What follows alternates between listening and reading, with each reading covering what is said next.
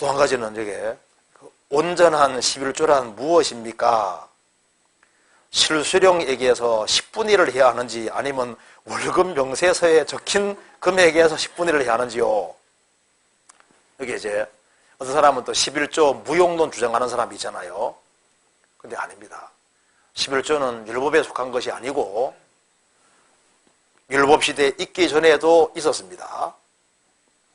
아브라함이 멜기스덱에게 10분의 1을 드린 것은 아브라함은 모든 크리스찬의 대표잖아요.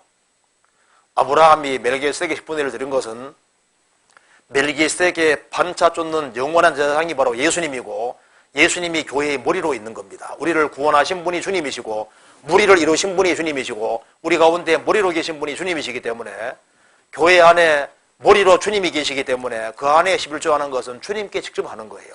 그렇잖아요. 그런데 여기에 11조를 하는데 그 온전한 11조란 무엇입니까? 실수령에게서 10분의 1을 해야 하는지 아니면 월급 명세에서 적힌 금액의 10분의 1을 해야 하는지. 자, 소득의 10분의 1이라 했으니까 참 애매한 경우가 있습니다. 그죠? 상황에 따라 좀 달라질 수 있습니다. 예를 들면 이런 경우 있잖아요.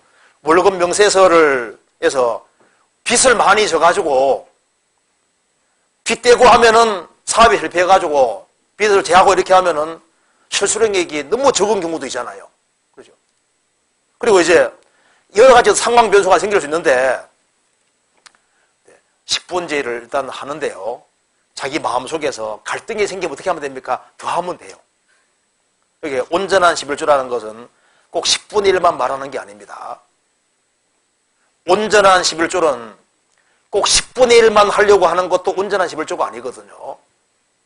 온전한 11조라는 것은 주님께 더 하려는 마음을 가지는 그 사람이 온전한 11조인 겁니다.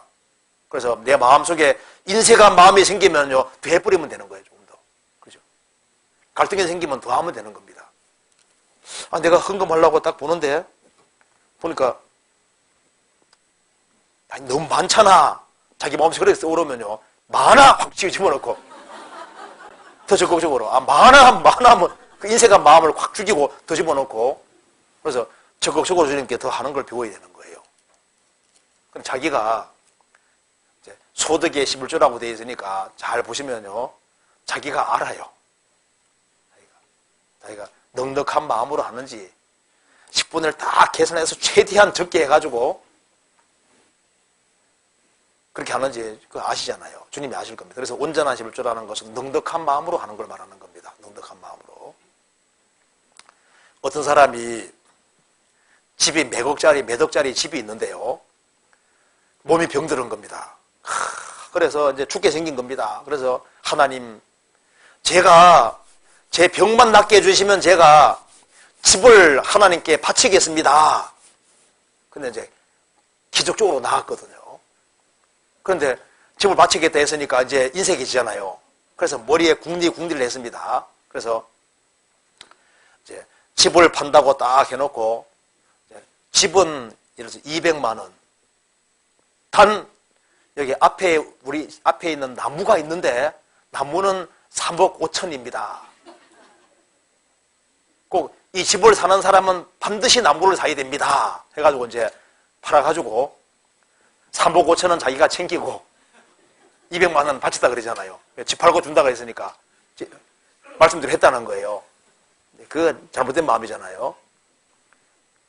사람은 이 인색한 마음이 있어요. 그래서 이제 11조 생활하는 가운데 가능하면 넉넉한 마음으로 주님께 하는 것이 좋을 겁니다. 그리고 하나님께서 그 마음을 축복해 주실 거예요.